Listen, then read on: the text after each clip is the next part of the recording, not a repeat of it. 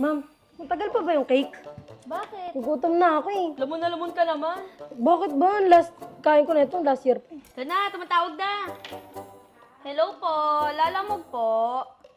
Opo, sige po. Andun na, kunin mo na, dala mo. Patay gutom.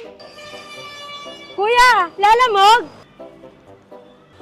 Thank you, sir. Thank you. Ma'am, ito na yung cake. Tagal mo naman. Kanina pa to dyan sa labas. Ngayon mo lang inabot. Oh, ano ba to? Ba't may bawas to? Hindi pa nga natin nakakantahan yung mga yun eh. Tagal-tagal hinintay, tapos may bawas. Ano ba to, Ashlyn? Ay, ang sabi-sabi mo. Hindi ako kumaintang pag na-radyo doon.